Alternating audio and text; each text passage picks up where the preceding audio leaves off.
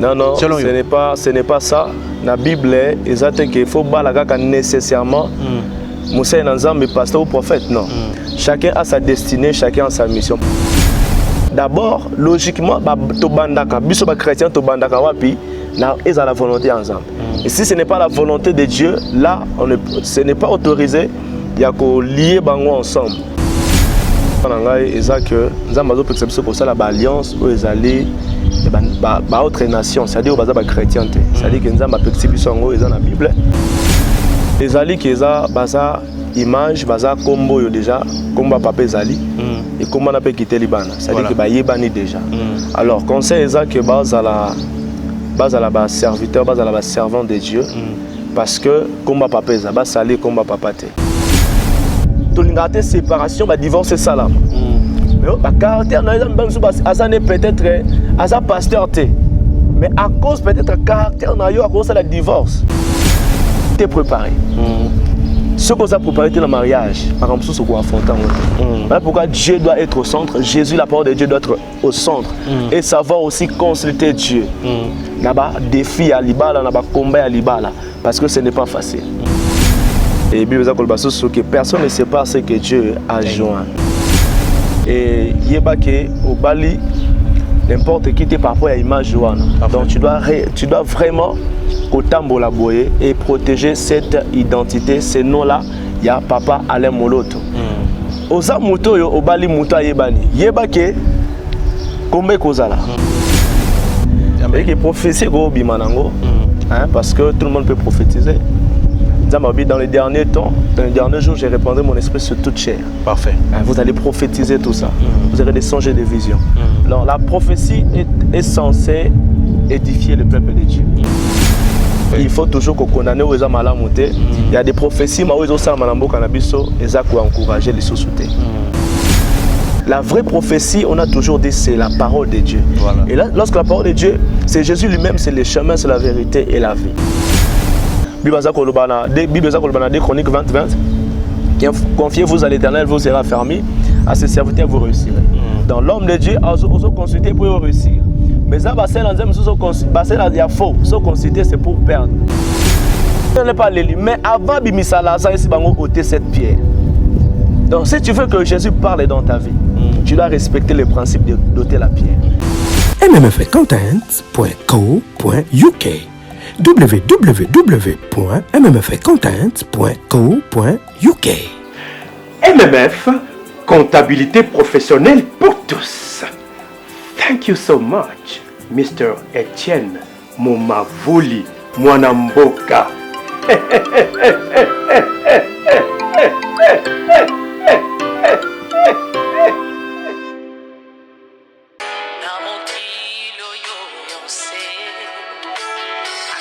Shalom peuple de Dieu, shalom à toutes ces personnes qui vont nous suivre de partout. Je suis votre humble servante, Sœur Jenny Fernandez, je réside à Londres. Je vous invite tous à notre 3 samedis d'édification et de prière, selon l'évangile de Matthieu 11, 28, sur ce thème. Venez à moi, vous tous qui êtes fatigués et chargés. Vous serez tous bénis, invitez les autres. Les amis, les proches, la famille, car le Seigneur va vraiment nous faire du bien. À partir de 18h30, heure de Londres, ou 19h30, heure de Paris. Ce sera en live sur la page Sœur Jenny Fernandez Gospel Saint-Jean. Dieu est au rendez-vous. Alléluia, que Dieu vous bénisse.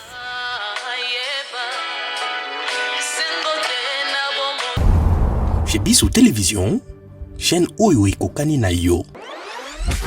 Bozali ebele bokota l'émission de partout na pesi bino mbote. Mbote, balanyo c'est chez Bissou TV. Oui, malamu na mission na bino réponse à nos questions. Yande ko na bino. napesi moyini nanga mbote, moyini mbote, moyini bonjour, moyini nanga bonsoir. Bonjour mesdames, messieurs, bienvenue dans votre chaîne chez Bisso Télévision, la chaîne qui vous ressemble. Un grand merci pour votre fidélité. Un grand merci aussi à notre sponsor, Jésus-Christ Nazareth, parce que c'est lui le sponsor numéro 1 de cette chaîne chez Bisso Télévision. Un grand merci à maman Émilie Setimayinga Mwasi Nzambe depuis Canada. Elle continue toujours à soutenir les orphelins. Maman, que Dieu vous bénisse. Donc un grand merci encore à Lydie Moukadi, ma femme. Un grand merci à tous ceux qui contribuent pour l'évolution de cette chaîne chez Bisso Télévision. Un grand merci aussi à Elias pour la prise de vue et pour réalisation. Merci beaucoup à Denis Mossolo. Il assume aussi le montage donc, et puis la réalisation. Merci aussi à Jonathan Moukadi, merci à Chris, merci à toute l'équipe technique de chez Bisso Télévision. Un grand merci à vous. Merci beaucoup aussi à Jeff Kalombo. Maman Liliane, la femme de papa Gaston Bassengana, je vous salue maman. Merci beaucoup à ceux qui ne nous aiment pas. Nous on vous aime beaucoup parce que tous allez bien ensemble. Et mesdames, messieurs, aujourd'hui, il y a une actualité moko. Bobengi biso concernant le mariage, il y a moi, il y a papa Alain Moloto. Voilà, naïe, c'est moi, nungu, ba rumeur concernant Libala Wana, tu occupes ba rumeur concernant Mobali Oye Kobalaye. Est-ce que pe Libala ya moi, ya Alain Moloto, Cynthia, et que peut que baby sa ministère oyo i papa na ya tika tonga topé lo lengeni ni mona ya Mosana Nzambe sengeli asala chwanini pe akobala mobali nani. Alors mesdames, messieurs, dans cette émission d'aujourd'hui, on va essayer un peu de parler et puis discuter, de faire des analyses sur le mariage de la fille de papa Alain Moloto. Alors Tobé Pema Solo Italie Basana Nzambe oyo pe bako yokisa soni bako bima banda lelo Nzambe pe a décidé ko bimisa na poisa ebele. Voilà, mesdames, messieurs, je ne suis pas seul, papa n'a pas sur Moté. Moté papa chic, pe Moté na balandinion sur chez Bisso Télévision. Tous ensemble. Comment ils sont le sambo? Tosambeli, yom tozo na biso kangimi sunayo. Seigneur Jésus, merci parce que permettre que tous à liboso libotanayo. Tous à la base simple instrument ya comme ma bénédiction, salut au nom puissant de Jésus. Ya yote to chasser en. Zana maso na biso, ndeto bondeli to lobi, merci Seigneur Jésus-Christ. Amen. Amen. Voilà, baneko balandi toki banungu pe to mona ki libala bongo ya mona ozaki moko. Mona ya papa na biso frère Alain Moloto oyo asaki musala kitoko oyo asaki exemplaire. Pe mingi pe ba pesa ka témoignage malamu pona ye kasi mwana na ye moko ya mwasi ya balaki ozami na kombo ya Cynthia Moloto kasi libala wana Ketia voilà je dis Ketia Moloto oyo libala ezwaki moi batu mingi moi ba nungu mo ebele concernant mobali wana pe ye moko toki biso banso dernièrement libala ya mona moko pe ya mama olangi ya balaki esaki mo nungu toyokaki pe libala ya moko ya pasteur na biso Roland Alope mwana balisaki mwana ye kasi lolenge nini mibale oyo ba koya kobala bana na bango kasi lelo tokolobela yango moto na Nzambe par rapport ya libala oyo ya mwana ya Ketia tango bali pona wesali na lolenge nini Bible za koloba que le mariage soit honoré de tous. Donc d'abord félicitations et merci parce que libala ezali institution ya Nzambe. Donc ezala que sengo soki bat babali quand nazana no célibataire il faut na bala donc na pamboli bango et na pesi bango mbote sika bazwami et Bible za koloba soso que personne ne sait pas ce que Dieu a joint. Et toki ko kabulate oyo Nzamba sanini à Sangisi. Donc je peux dire que félicitations. Mais n'habitez ceux qui bandungu eza bandungu bat balobi pe que mobali wana azama be na ye lolenge papa ya mwasi aselaki Nzambe na ndenge amemaki bon Nzambe na ye aza exemplaire et sengela za mobali oyo ya malunga. Est-ce que mobali soki ala masumu to pe asala mabe lelo ya ndimi ko bala mwana emosa na Nzambe ekozala possible to sengeli mwana wana emosa na Nzambe abala kaka pasteur pendant ko honorer famille? Non, ce n'est pas ça. La Bible, il faut balaga nécessairement Moussa Nzambe, pasteur ou prophète, non. Chacun a sa destinée, chacun a sa mission. Papa être pasteur, papa peut être pasteur, soit prophète, mais ce n'est pas dit que tellement papa pasteur, pasteur. C'est moi qui était là deux ou soit une personne, mais ça c'est que bango nion soka ka faut pasteur. Et ça a été c'est pour un cas que oza musumu qui obo non. Ba caractère au moins ba défaut et ça n'a pas moutonnion, même pas pasteur. Même pas prophète, même Moïse a des défauts, même Abraham a des défauts, même Sarah a des défauts. Ceux qui n'ont pas ça les solo, même ceux qui n'ont au commencement, Dieu laisse lorsqu'il y a Ève. Mais Ève, a qui lui a ndako. Yende, à ça qui est musala ya papa na jardin za les sous-souté. Au moins que na quatre couple ba défaut ba caractère ya mabe za la rapé. Mais ça a raison peut-être ya ko boya moi sinayo. Mais à solo ça peut quoi avancer parce que dans cas de les alliés dans la tempête dans le vent où ils dans chaque relation dans chaque couple parce que ça t'en a bondi ça libala parce que ebi kezali institution ensemble multiplication mukile ça na makana de libala qu'on continuer qu'on bota tout ça makana libala ce n'est pas hors le mariage bien sûr les gens ça là par erreur mais ceux qui mutu aye ko bala ndeko na yo soit moi na yo d'abord logiquement ba to bandaka biso ba chrétien to bandaka wapi na ils ont la volonté ensemble et si ce n'est pas la volonté de Dieu là ce n'est pas autorisé il y a qu'au lier bango ensemble donc ce que je peux dire c'est ça voilà mais le lingue mariage en salamaki topé le lingue babalani lelo yo est-ce que moi na ya papa Alain Moloto soit par exemple pasteur pour ne pas citer papa Alain Moloto trop papa ça y est pasteur les loyo papa tiki bana est-ce que ministère topé vision n'est le tout monde aka ba pasteur ba remet aux église et tonga côté que là-bas na bango nzamba bengaka papa abengaka mwana te mais le lenge nini mwana akonde ko continuer ministère ya papa la bango ya moto zonga na sujet na biso ezali bon ce que je peux dire papa nangai eza que nzamba zo perception comme ça la alliance aux ezali ba autre nation c'est-à-dire baza ba chrétien te c'est-à-dire que nzamba perception ngo eza na bible mais ceux qui continuité à papa to mona papa ala bimisa ba atoms papa Alain abimisa ba toza wana ba Henri papa tout ça ezali seulement si papa les akat na bango aujourd'hui le travail de papa Alain continue à travers maman Nadège et maman Anne Keps il y en a tellement où papa Alain a encadré les autres vivre spirituellement marambo yo ya malamu o bazo sala ce n'est pas dit que kaka mwana kaka ya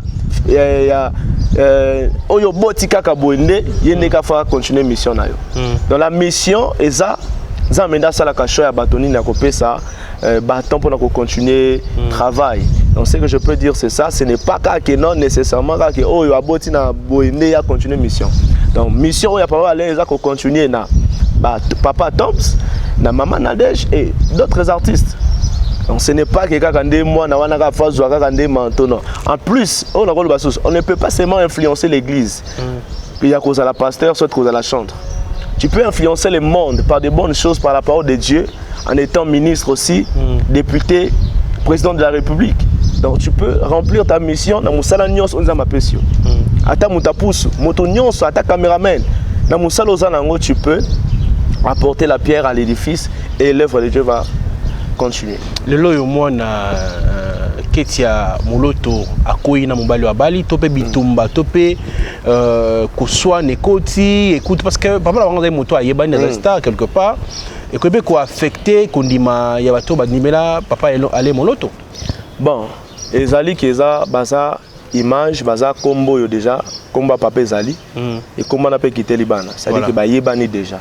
Alors conseil eza que bazala ba serviteur bazala ba servant de Dieu parce que combat papa eza ba sali combat papa te na kata mariage eza na ba combat eza na ba vent na ba tempête ndenga lobaki na bible to komona mariage ebele salama to moni na petit exemple ya na Abigail Abigail nana nina mobene Nabal la parole dit que Abigail c'était une belle femme avec un bon sens elle était jolie avec makamama malam mais contrairement à mobile naï qui motomoro boé c'était un homme méchant Nabal qui méchant qui n'a pas bon sens conséquence ezalaki nini akufaki moi ça tikalaki C'est-à-dire que lorsque ils ont un caractère, ils sont disqualifiés, ils ont un mariage. Soit mobile, soit moi, ils sont disqualifiés. Moi, ça surtout qui même mouton na bala qui boité a comme une boine n'engeni. Tout le monde on peut la Bible dans le livre Esther. Esther avant comment a remplacé Vashti, Vashti ça qui reine. Mais balongo la qui pour nini? Roi ça na posa mona ye. Il y a celui qui fier, celui bizeti na ye, aboyi na ye. Alaxi caractère mala monter le bosso ya mobile na le bosso à roi. Nde ba vani balongo la qui disqualifie à cause d'un mauvais caractère. Déjà ba caractère sont disqualifiés batu na mabala. Na ba relation oyo même ils ont établir. Osomona parce que zali tout ça bien sûr tout ça ba chrétien. Osomona tout ça ba chrétien, tout l'ingate séparation ba divorce salam. Mais ba caractère na ils même sous azane peut-être asa pasteur té. Mais à cause peut-être caractère na yo à cause de la divorce. À signer un divorce, il y a cause à supporter à passer par conseil à côté à ça le divorce. La Bible appelle tout le monde sous. D'après ça qui est exemple il y a Adam et Ève. L'homme, la femme selon la volonté de Dieu. Nous avons même qu'à sali Ève. Mais la carte libala, la femme a été séduite par les diables et par les serpents. C'est-à-dire que lorsque dans la couple pour fongo li porte, Satan en côté ça passe à nini. Amema ma bé na carte libala. Parfait. Ouais. Parce que ma bé côté na carte libala. Ce qui mou mo bala ça le la dante. Parce que Adam malgré erreur il y a moi si malgré séduction. Atika qui moi si na été. A perdre qui autorité Nicolas Banyama a perdu qui moussala dans le jardin, a perdu qui m'a rembébélé dans un et qui séparé dans un certain moment. Mais Adam a boire qui Ève parce que peut-être il était préparé. Ce qu'on a préparé dans le mariage, par exemple, ce qu'on a affronté. Voilà pourquoi Dieu doit être au centre. Jésus, la parole de Dieu, doit être au centre et savoir aussi consulter Dieu. Là-bas, défi à l'ibala, là-bas, combat à l'ibala, parce que ce n'est pas facile. Donc, ce que je peux dire, c'est un peu ça. Et moi, par rapport à Yamobal, il y a Ketia Moloto, il y a un conseil par rapport à la rumeur, il y a Dakobima. Parce que Nengi Kintiase, il y a une rumeur pour l'ibala. Oui. Donc, à s'attendre, na maman mingi bato bimi ça va sujet. Ce qu'on a na mambe otobe ba passer na ya mabe et sengela ye ba nini ako se comporter parce que azela yango po ko bima nango. Maintenant na ningi otala opesa ye conseil. Conseil non peut savoir mi balé. D'abord na bani na mobali parce que c'est lui le chef. Na yebi ke modino ça dans les passer na même na pasteur Freddy na dans les passer un jour na kota bana kwanganga mais na comme une nouvelle créature à cause de Jésus.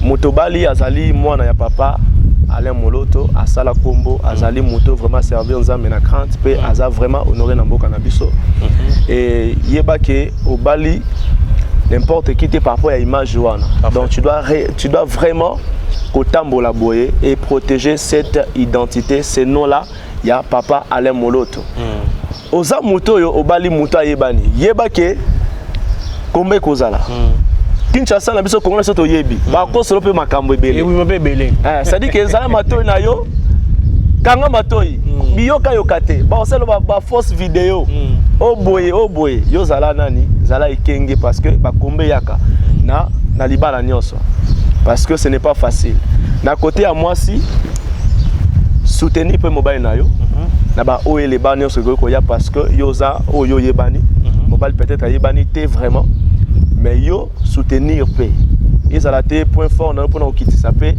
mobali mais bon marcher ensemble bon lutter n'avant la tempête nous c'est quoi la bino et nzamba olongo saba moi je suis pasteur pe na pamboli bango bon moi c'est dans lobby que à soutenir mobali voilà hein na ba tempête na ba mbonge non c'est quoi à soutenir hein azala lokola nani lokola maman Marie azala lokola Sarah Monisa maman Sarah à cause ya kozanga peut-être robota atine ben Abraham couche avec Agar parce que kozangi patience maman mususu au sala ba bêtise dans boza la passion na couple na bino nzamba ebinenga au pouvoir et na pamboli bango vraiment ba kende liboso.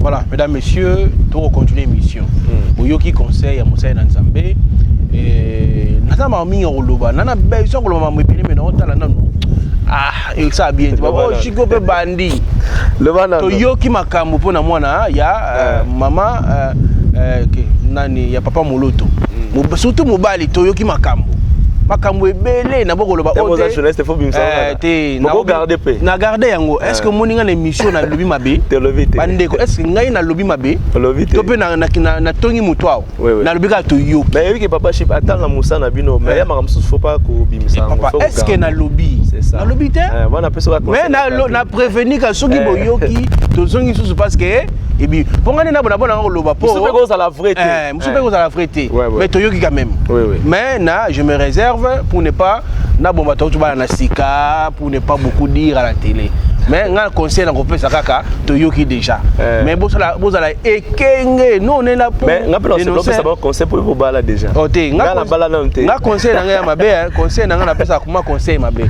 ça n'a bien ça les lotés voilà to continue l'émission to fondamment mon parenthèse il y a moi Noé excusez ngai moi Noé anti comment ekimanga pasteur non akatate prophète tatu tokaki ba nani te na bosanaki bozana problème te sikoyo ndenge makambo ekoleka ndenge makambo ekoleka tomoni ba anuka parce que papa na biso na respectera mingi pasteur Léopold Mutombo donc respect mingi na pasteur wana parce que na yoki ba témoignage ebele bato ba ko bika sima ya pasteur wana tomona ke na anuka ileki kitoko na ba te anuka oya yeba komangona ndenge nini po tato epe na anuka oya ye tomoni ba professe ba miracle na téléphone tomoni ba mbongo ekobima na ba soutien tomoni ba ba ekobima na ba hôtel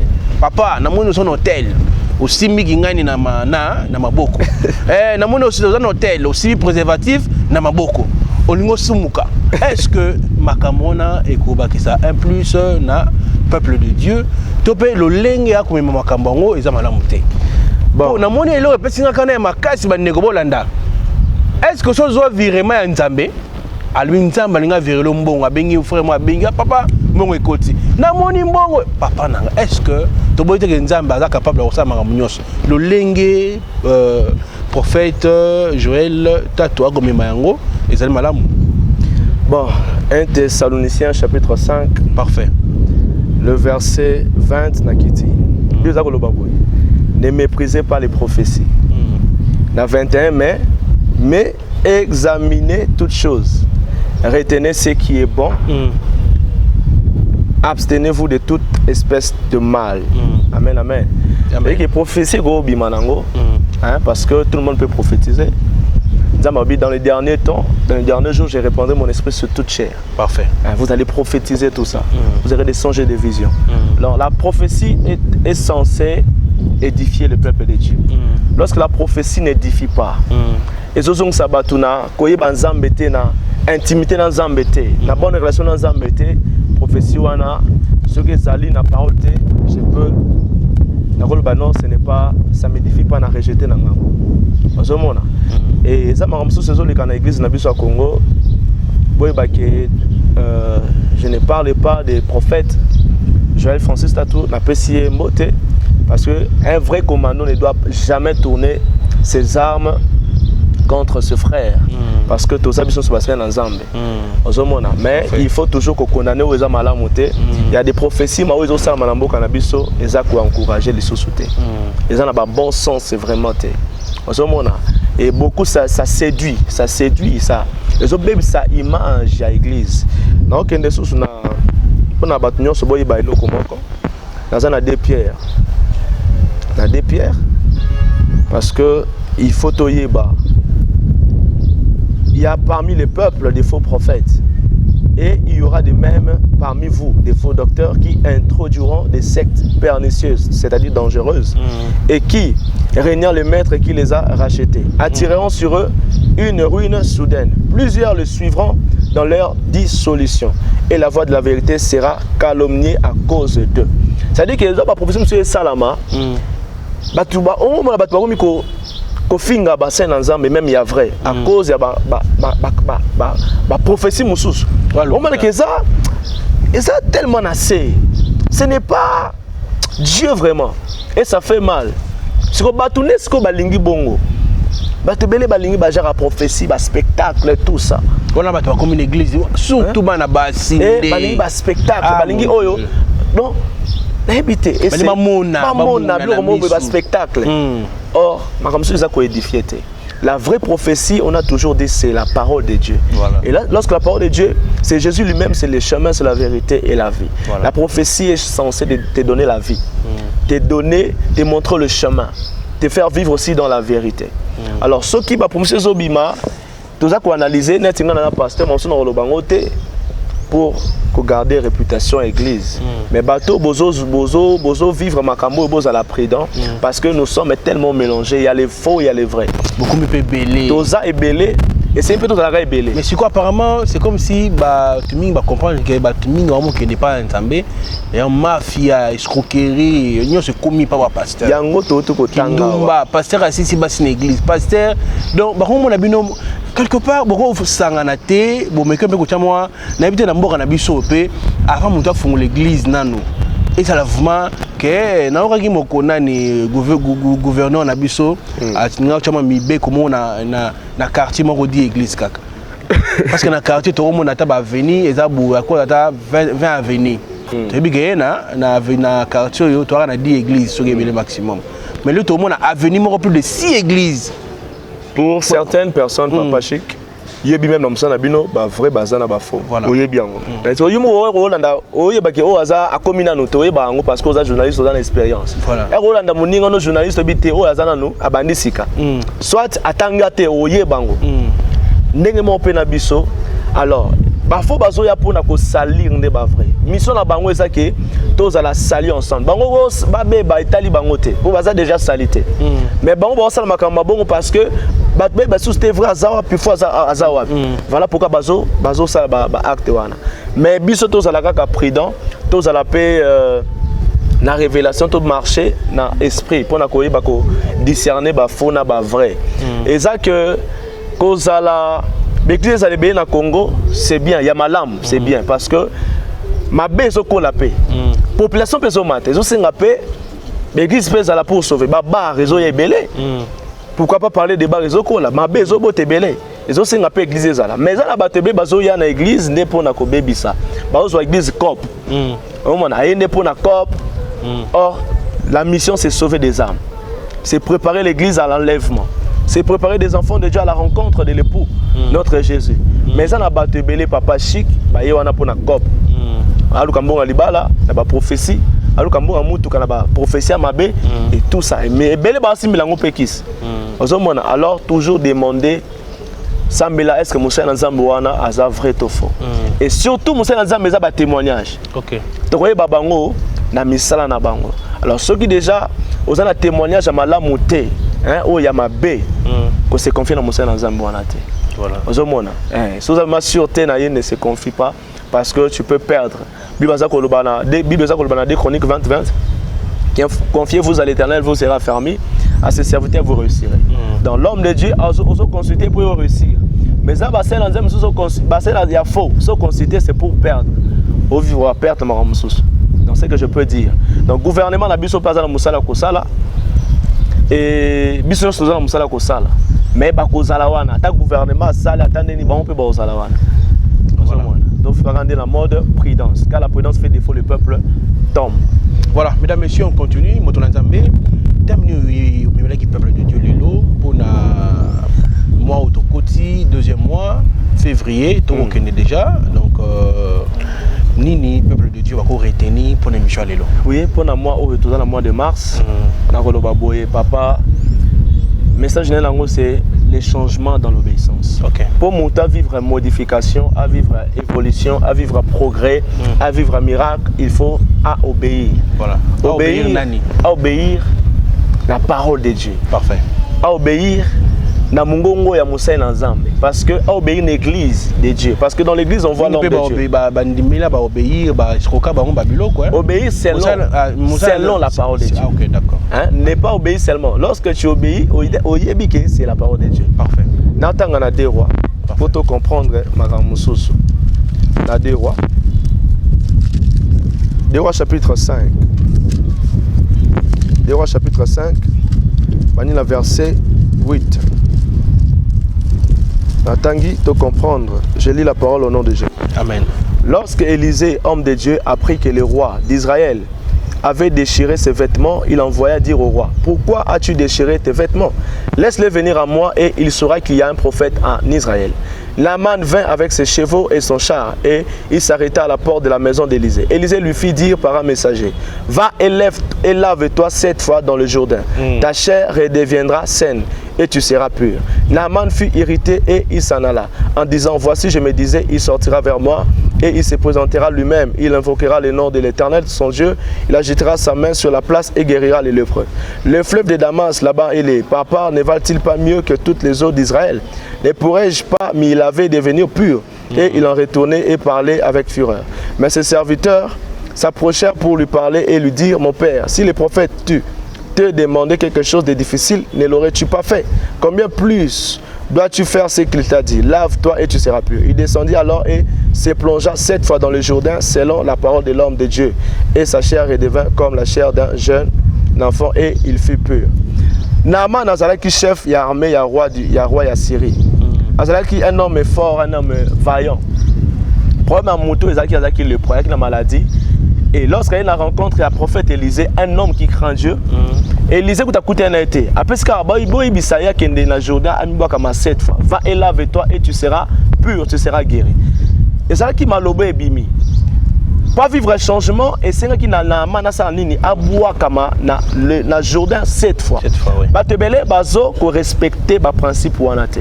Au consulter Moussa Nzamba so gêné, au boy ko gêné. Ebisio, tika masumu. Ebisio, le ko déranger wana za vie impudicité za kindumba. Tika yango olingite. Mais ce que ça ko obéir na maloba Nzambe te o ko vivre peu changement te. Ozana libala ya makambo ezo simba te. Ozana fiançailles, ozana makambo belé, ozana malade. Mais on doit respecter ba principe ya Nzambe te. Et lorsque je parle de l'obéissance, c'est la parole de Dieu.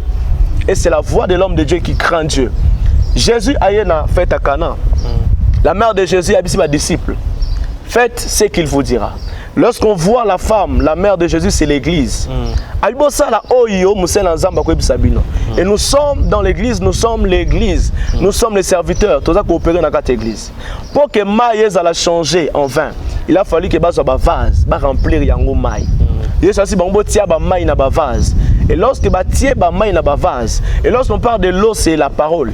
La parole que tu remplis dans ta vie parce que nous sommes des vases. Lorsque tu remplis la parole, lorsque tu mets en pratique la parole va te changer, va te transformer. Par rapport à ta situation, par rapport à des problèmes que tu traverses, et bah remplir. Et Jésus a balou sima et comme vin. Et bah tu mêler ces moisons. Jésus a commis liboso, il y a tombeau, il y a Lazare. Babenga qui basala qui appelle à Jésus, notre frère est mort, viens. Yesu a commis le bosso à tombeau. Yesu a vu si bango. A combiné n'est pas l'élu, mais avant bimisa Lazare si bango ôter cette pierre. Donc si tu veux que Jésus parle dans ta vie, tu dois respecter le principe d'ôter la pierre. Et lorsqu'on voit ôter la pierre, c'est aussi ôter l'incrédulité, ôter le péché, ôter tout ce qui ne plaît pas à Dieu. Et lorsque longo li bangane sur le bas Lazare sort et Lazare est sorti. Tu veux récupérer quelque chose de la part du Seigneur, mais tu ne veux pas obéir. On vit la récupération d'elle, on vit la solution d'elle. C'est ça un peu le message. Mais ils ont la obéissance. Pasteur Freddy, église. Mais lorsque tu viens à l'église, changement koyate. Imaginez ce qu'on a un man qui était mais la secret donc tu peux être riche, mais dans ton secret, les choses ne marchent pas. Vraiment. Papa Alain, Chic Moukadi. Aussi ça là. Donc Papa Chic Moukadi Moukadi Limisanga. Vous appelez votre frère. Problème c'est moi j'ai évolué dans message dans Limisanga ça peut arriver. Oui. Donc c'est ça vraiment le message. Naaman s'est jeté 7 fois pour voir le miracle. C'est-à-dire que l'obéissance doit être dedans, tu dois agir fidèlement pour vivre le miracle. Voilà. Si premier il faut mon miracle tu dois continuer. Donc vivre tous les jours, les 7 jours là, tous les mois. Aussi vivre la princesse, au bout comme une première fois au monde le côté. Côté que qui m'existe. Ou il y a que bien pasteur faut d'assemblée. Ya ba nous autres pour na bango le mon miracle. Mais l'eau bien mon miracle. Non, peut ça peut témoigner chez Bolanda. Oh maman biki. N'est-ce pas papa ya na maman nani moi na azaki na batela qui est poison kasi maman tellement papa moi otamboleza te ilanga photo na sambeli pour na photo wana papa poison elimo batela qui est poison na mosala to bonne les sources parce que banga ba mité na mboka musu ya linka Kinshasa nzambe azana posa ba mataper gâteau sambeli nzamba pesier grade alikola comme directeur. Il y a les changements lorsque tu obéis à la parole de Dieu. Numéro de téléphone, on arrive à la fin. Pour nous contacter, plus 243 82 37 046. Plus 243 82 37 47 046. Voilà. Bandeko, boss, on a besoin de montage. Vous avez un numéro à inviter. Beaucoup de gens m'appellent. On a un numéro à inviter. Beaucoup de Mickey, Denis Mosolo, Elias, Bombo Ngisamboussala. Mesdames, Messieurs, on est à la fin de cette grande mission Police de Stars. Un grand merci à vous. Bino ba ibondima kota la rabiso a on a chez biso télévision. Na respect mingi pour na bino. De na respecter bino makasi. Donc au moment des fois tango ataka papa chic to pitango pesa papa chic ba remarque na yo rabino. Beaucoup de gens m'appellent papa chic to mona ko kana naza nanga kana te naza trop gentil. Naza kana te. Na kana te. Bon mona ngane na sa ba émission te naza na sur la kitoko. Donc voilà. Merci à toi Elias pour la prise de vue et pour la réalisation. Merci l'assistance il y a Denis Mosolo, il pour assumer montage. Merci na Ndeko Crispé Azana Bango Elongo, il y a Azarbon la prise de vue. Merci na sponsor na biso.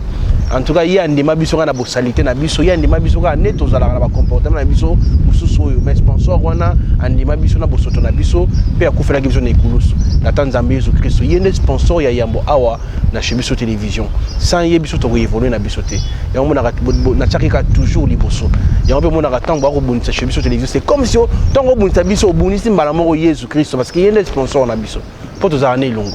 Merci mingi na mama Emily Setimainga Mosi Nzambe depuis Canada yo ndima pe ko soutenir ba orphelin na initiative ozu ya kojela bango isika bandeko balandi ONG Vida désormais et comme na orphelinat yango moko donc azundaku tupango mobima yemoko azo équiper bana kitoko donc to soutenir mama wana parce que azana vision mo ya malamu mama Emily Setimainga Mosi Nzambe balobi bongo adjointe na yezali bongo mama Lydia Seti ye paza bongo na Canada mama nzambe pa pambola yo na liboko na yo pe na kati ya Vida na moni pe ba nyonso baza na kati ya ONG Vida nzama mona bino biso tozali wana pe pour soutenir bino. Merci na maman maman Liliane depuis maman Liliane kombo maman Liliane za mboka nini moi si papa Gaston na pesi mbote maman na pesi mbote lingo linga na pesi mbote nanko. Merci pe na ba obalinga biso pété biso do linga bino makasi. Donc la prochaine fois tokuta na pona émission sika nzamba ya pambola bino. Bye bye. Chez Biso Télévision, chaîne Oyo Ekokani na yo. Bozali ebele bokota l'émission de partout na pesi bino mbote. Mbote balamio c'est chez Biso TV. Oui malamu na mission na bino réponse à nos questions. Yande ko na bino. Na pesi moyini nanga mbote, moyini bonjour, moyini nanga bonsoir.